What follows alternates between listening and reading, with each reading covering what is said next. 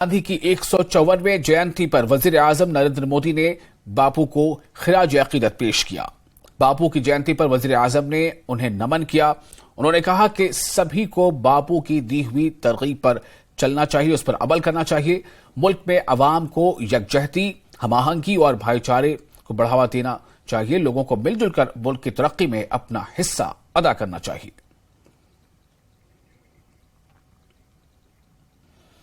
और lieutenant governor Manoj Sinha ने गांधी जयंती के मौके पर सभी को मुबारकबाद पेश की है। उन्होंने कहा है कि बापू की जिंदगी भर का मिशन लोगों की जिंदगियों को बदलना रहा। उनकी जिंदगी, ख्यालात और काम इंसानियत की अबदी अक़दार की नुमाइंदगी करते हैं।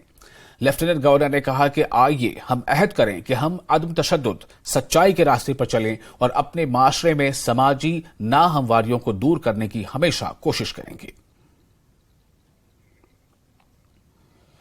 और वहीं दिल्ली में कांग्रेस के सदर मल्लिकार्जुन खड़गे ने राजघाट पर महात्मा गांधी को खिराज अकीदत पेश किया। उन्होंने कहा कि बापू की मुल्क के तई मोहब्बत और अदम तशद्दुद, आपसी भाईचारे और हम आहंगी के विचार से हम सभी को तरगीब हासिल करना चाहिए।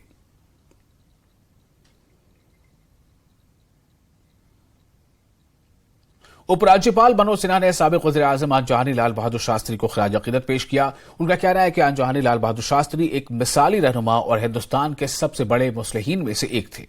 उन्होंने कहा कि शास्त्री जी का नारा जय जवान जय किसान लाखों कौमों को आत्मनिर्भर भारत की तामीर के मकसद के लिए मुत्तहिद होने की तरगीब दे रहा है।